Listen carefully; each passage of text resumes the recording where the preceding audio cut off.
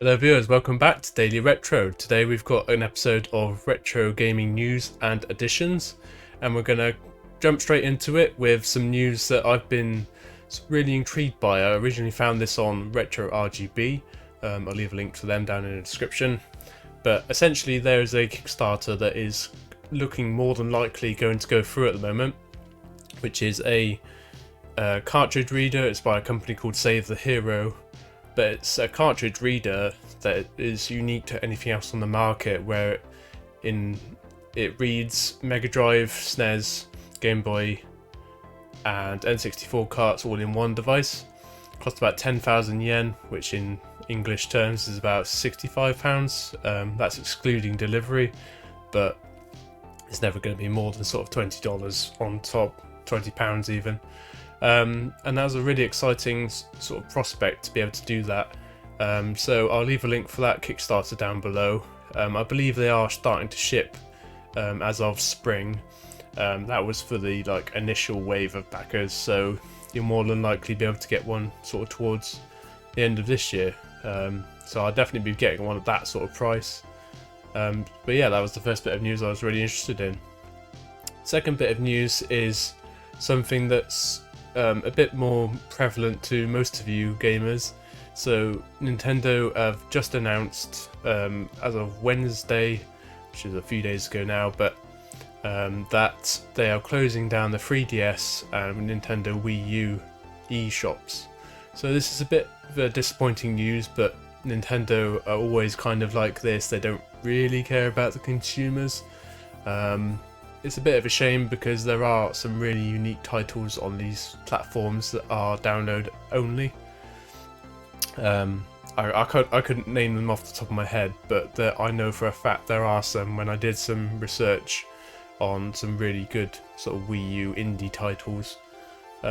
So get downloading them now, because they're not even though the shops are not closing for about a year, you won't actually be able to make purchases past August this year, which is not long at all, so that'll come around quick. Let me know your thoughts on that down in the comments. It's something that has obviously been coming. Sony announced the PS3 and PSP store going down and then reverted it, but I don't think Nintendo are that sort of company where they revert their decisions. But yeah, that's that bit of news. So thirdly, I've been really excited by this project. So this is the Retro Fighters PS1/PS2 controller.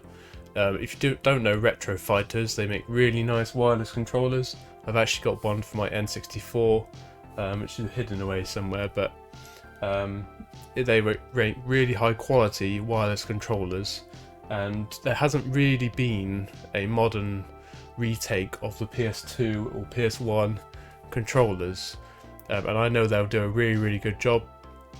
Kickstarter for it was last year.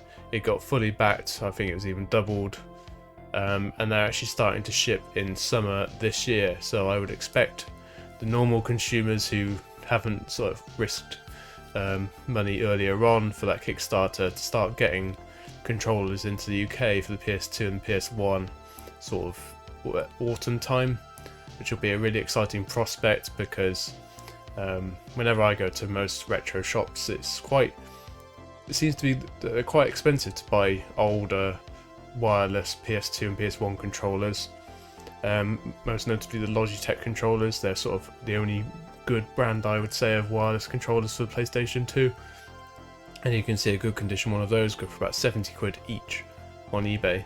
I know for a fact the Retro Fighters controllers will be sort of the £35-ish mark, so that's something really exciting to look forward to, and I'll definitely be picking those up. I believe they come in the grey and the black colour schemes for the representative consoles, so that's something that's really cool and of nice aesthetic to it as well. So that's that bit of news. And then finally, on the news front, this is not really retro news, but it's something that has been in the back of my mind since I bought the PS5. PS5 is not actually in here at the moment, it's in the bedroom because I've been a bit lazy and playing in bed. But the PlayStation 5, it was a console that I partly bought for the next gen update of this particular annoyance of a game when it came out on PS4, Cyberpunk 2077. So the next gen update for that literally came out about 4 days ago as of recording. So you'll definitely be able to go and download it now on the PS or Xbox store for Series X. I have actually jumped into it, and it is really impressive how much they've improved the game for the next gen consoles. You do need your old gen play disc if you want to play, or an old gen download from your PS4 or Series S, if I want to say that correctly. So yeah, I'm kind of glad that's come out, because CD Projekt Red have had a lot of stick waiting for that to come out. It was meant to come out last year. Obviously, there's been more and more delays with it. I'm still really looking forward to the latest Witcher DLC for the PS5, but that'll come in time, I'm sure. So not really retro news, but if you don't know about it and you've got that game sitting on the shelf, which I know I had for a long time, it's probably almost a year now, then it's definitely worth jumping back into it if you've got a next gen console. Okay, so we'll get back into the pickups. It's a bit of an odd one this time. I didn't actually pick up any hardware. I actually picked up 2 boxes for display purposes, and then a load of games and 1 game guide even. So jump straight into the boxes. Obviously it's obviously a display item, but there we go. It's a PS3 Slim 120GB model box.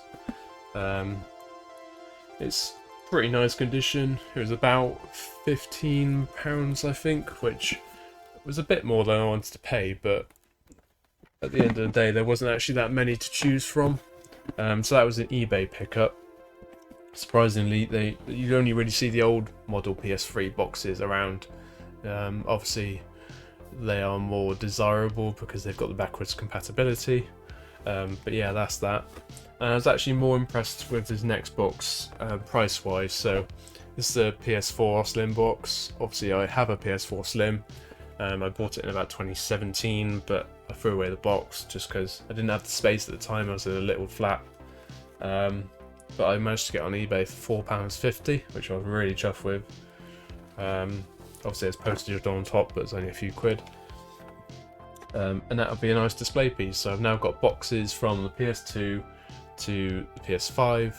I'm sort of toying with the idea of getting a PS1 boxed, even though I would probably still play on the PS Classic, because it's a really nice way to play in my opinion. But yeah, those are the boxes. So we'll jump straight into some games now. So sticking with the eBay side of things, we have a few from eBay because I've had a few games on my list that I've tried to find in retro shops but just cannot find for months and months. So I was like, I'll just take the plunge. Try and be careful, but you can only be so careful. So the first game is Super Mario Advance 4. This is the only Super Mario Advance that I hadn't got in the collection, and obviously that's got Super Mario Bros. 3 on for Game Boy Advance, so that'll be a nice display piece and to play, obviously. And luckily I've checked inside and it's not a repro, so that's all good. Secondly, we've got Grand Theft Auto Chinatown Wars. Really popular game, so it was actually really hard to find. A lot of shops said they'd had it and then it gone really quickly.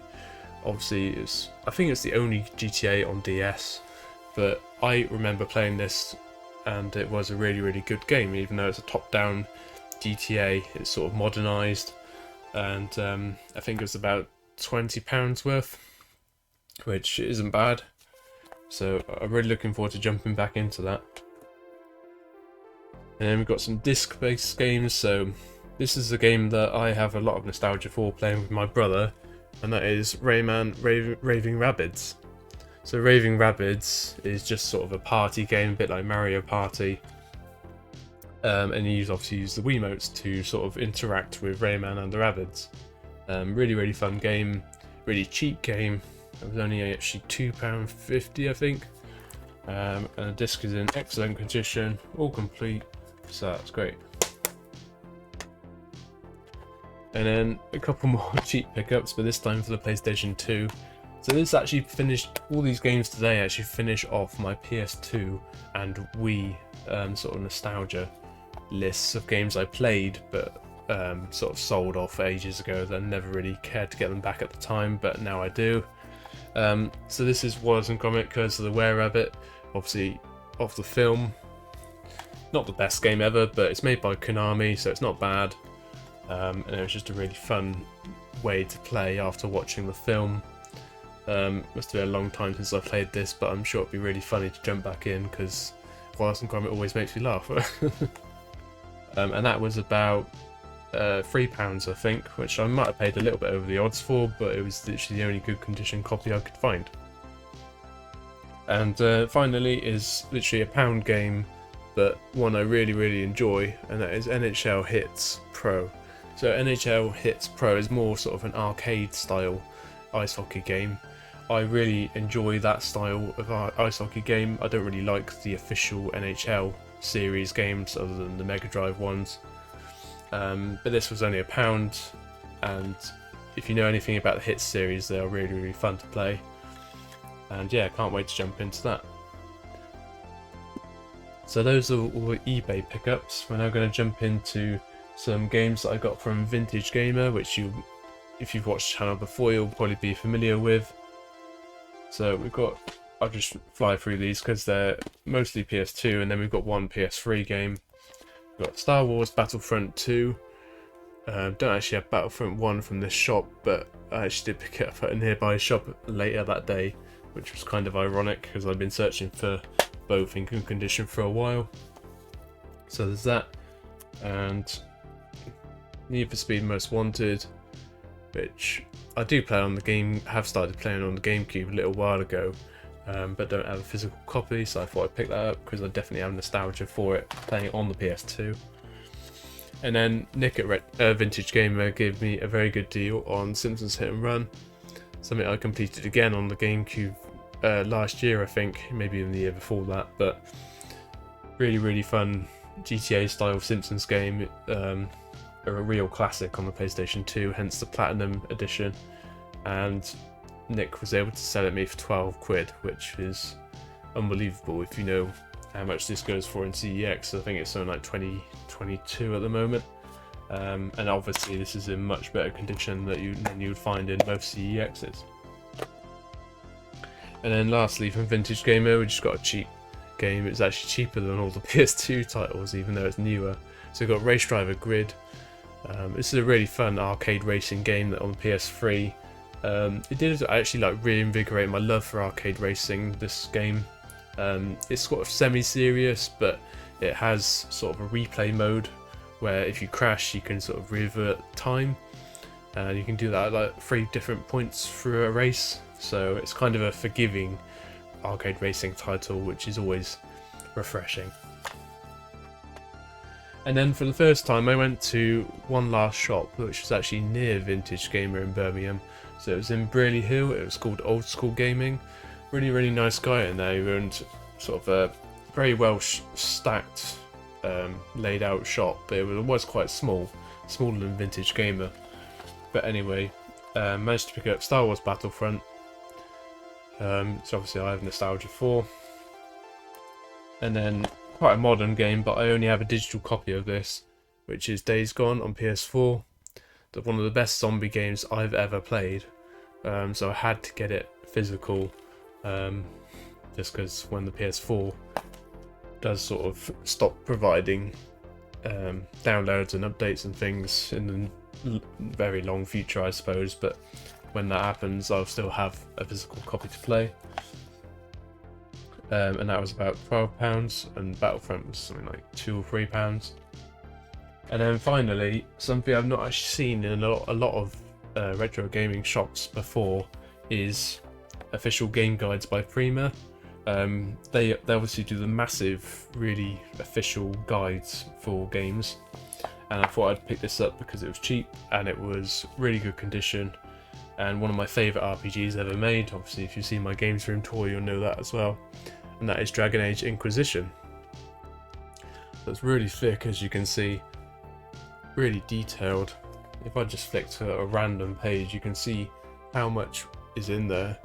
And yeah, I'm actually playing through this at the moment, so it was even more logical to get it now, because the wife loves watching me play, and she can sort of help me complete some of the quests with this, which is awesome, because I want to play through it at the moment where I'm getting 100% everything and not just doing the mainline quest.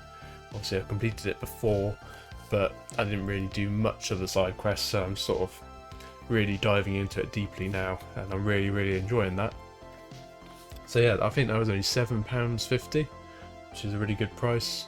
Obviously didn't have to pay any postage because I was there, but yeah, really chuffed with that. So I think that's it for today. Thanks for watching, guys. If you've got any questions on what I've got today or any of the news, let me know down below. Don't forget to like and subscribe, and we'll see you in the next one. Cheers.